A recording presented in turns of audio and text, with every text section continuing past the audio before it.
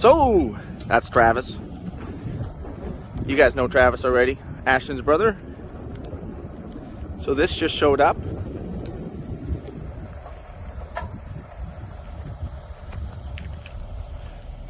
'9620R triples.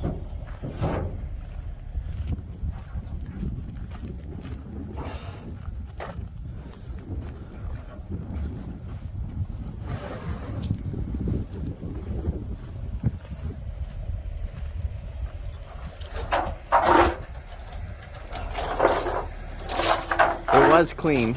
It's gonna need a wash. It's got a lot of salt on it right now.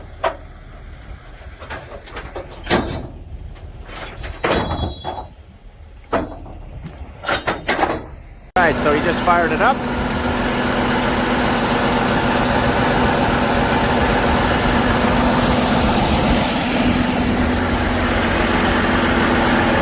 He has to detach. It's a detachable neck. So it's gonna detach right there. And it's going to lower the trailer down to the ground. Then he'll just back it off. That's what he'll do. There it is. I just missed it. Lowered it to the ground.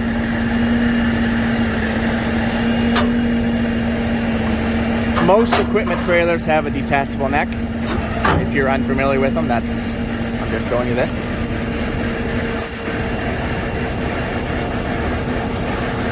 And then that big pin right there, hold on, I'll zoom in on it. Right there, he lifted that pin out. So he's unhooked. In theory, he should be unhooked. I think he's gonna drive forward.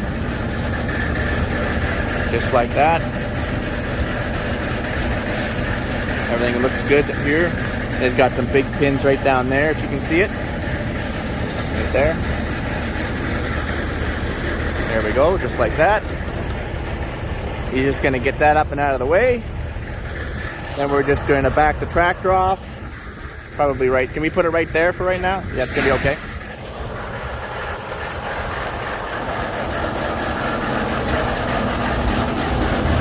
Tires are awfully squatty when sitting on those inside ones. All right.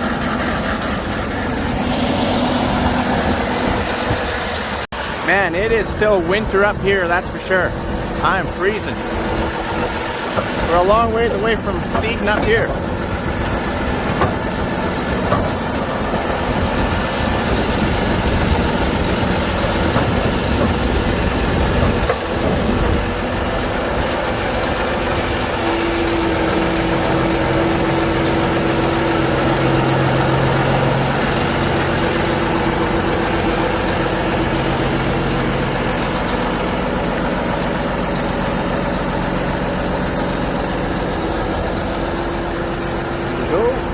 Try not to tear up the grass too much.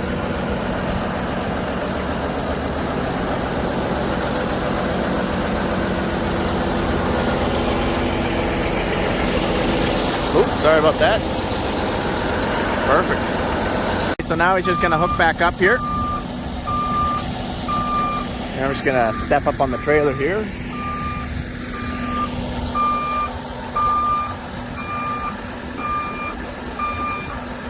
Sorry if the camera's moving around because I'm literally freezing here. My teeth are chattering. There's a bit of a breeze out here and it's freaking cold.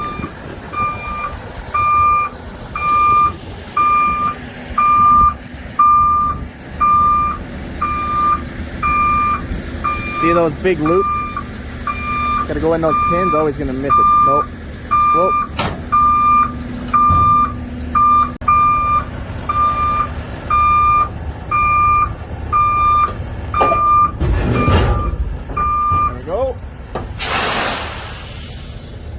Perfecto.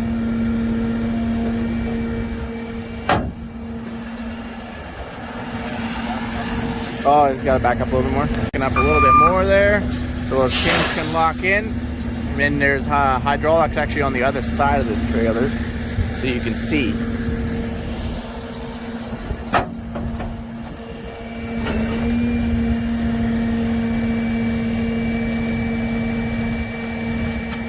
There we go, we're just lifting it up.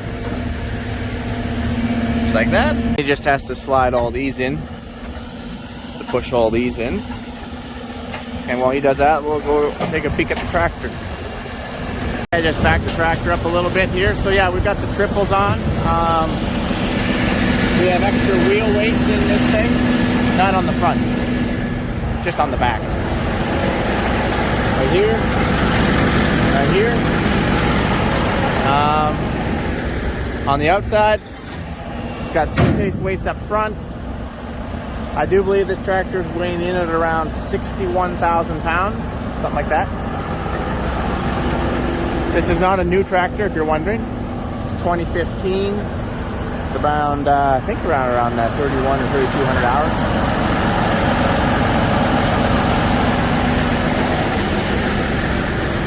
I'm gonna see if I can't get that off. I don't know why but they must have had the triples off. That's my guess.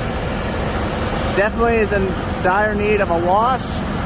I like that it has the steel fuel tank versus the poly fuel tank. I think the four-wheel drives come with steel fuel tank. I think the four tracks come with the poly fuel tank.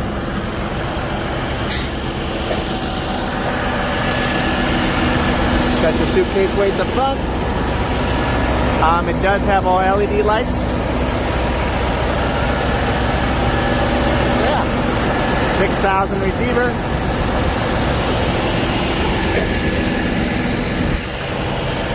All right, let's climb upside. So it's the same cab as what's on our four tracks. Got the fridge, same cab. I'm guessing that must be a filter or something. I'm not sure what this is. Have to take a look. Yeah, so that looks way different. We have a poly tank on our four tracks. Otherwise, it's identical. So yeah. So I know you guys got some questions. Mike, what the heck is with this green theme you got going on here, buddy? First it's the 690s. Now it's a four-wheel drive. What the heck is going on? I thought you demoed the Case quad track last spring. I thought you said the Case pulls better. Why do you got so much green? What's going on? All the green guys are like, woohoo! You finally saw the light.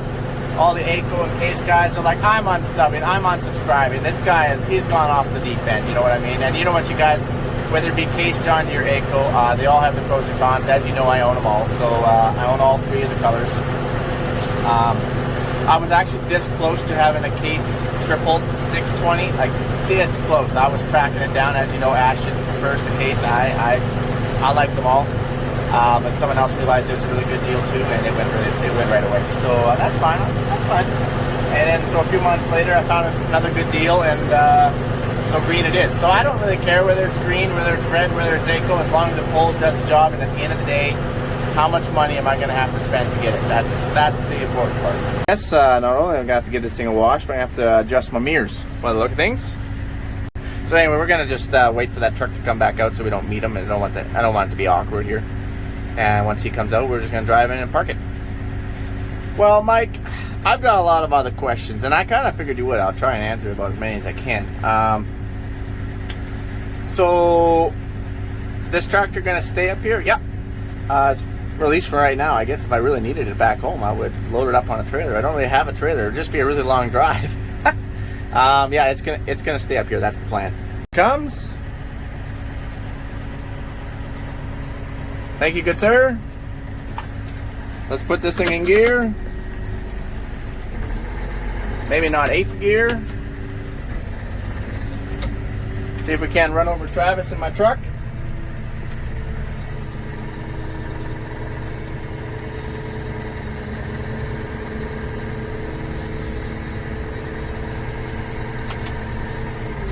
I don't know if I'm gonna fit down this driveway. I guess if I just think skinny, that's all I need to do. Just think skinny. Just think skinny, Mike. You're skinny. So we got to get a Borgo wiring harness in here. We don't have that. We have to get that in here because it's going to be pulling a Borgo drill. So I'm going to be coming back at some point up here to install this wiring harness.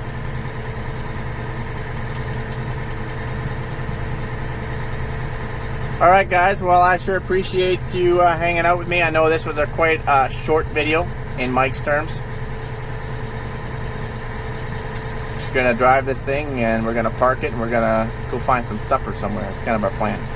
Oh yeah, I should note that this tractor does have the hydraulic front suspension under there. So that's gonna be an interesting thing to find out. Or try out, I mean to say. We're gonna park it beside some red combines. Make one of them feel uncomfortable.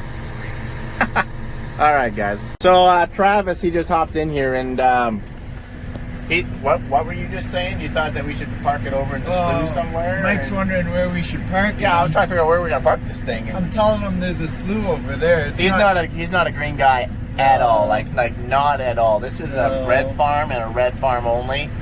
So I'm kind of going against the grain here a little bit, and don't judge me. Don't judge. I said that we were gonna park beside those case combines to make one of them feel awkward. I don't know which one's gonna be, but it could be the deer, could be the case combines. Okay. All right. So next day, we're just I went to the local co-op, grabbed some fuel. I'm gonna fill this thing up so that way when I leave, it's full of fuel, and so on and so forth. While it does that, we can probably just climb down. I want to show you something on the pin. Don't ask me why I went the long way.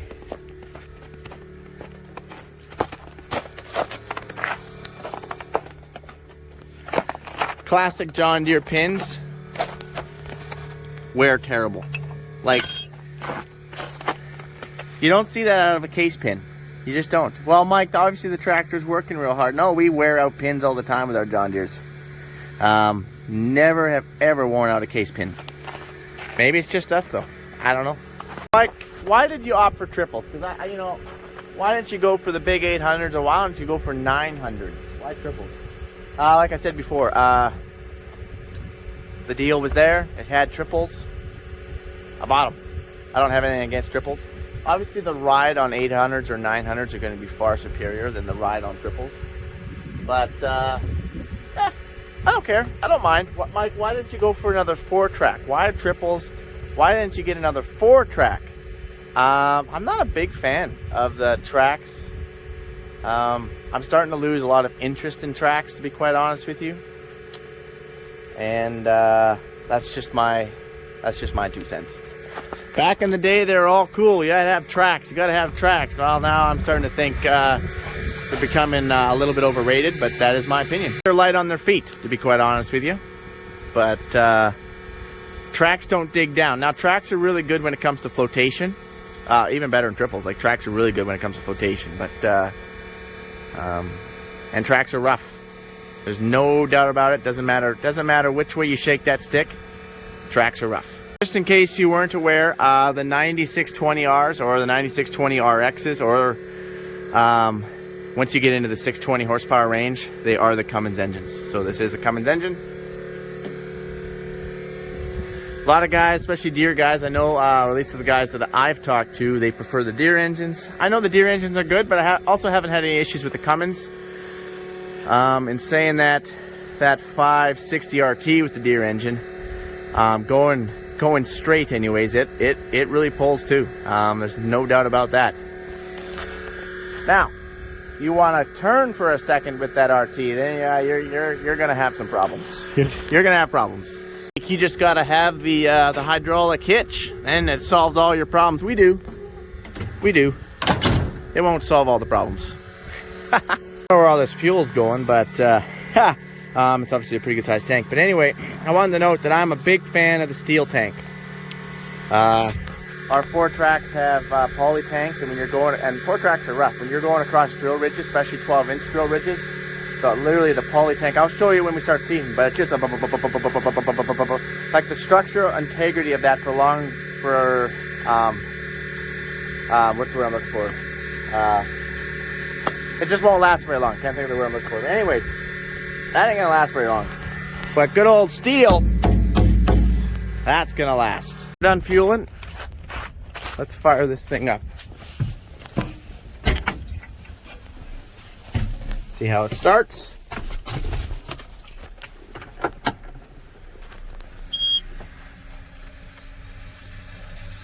Not cold enough for glow plugs.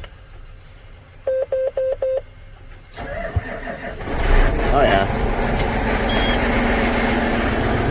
Awesome. All right, guys, I'm going to continue working on this John Deere tractor here. I got to work on some ram mounts and kind of get stuff ready for seeding. Obviously, it's going to be a while before we're doing any seeding, but you know what, guys? Happy April Fools.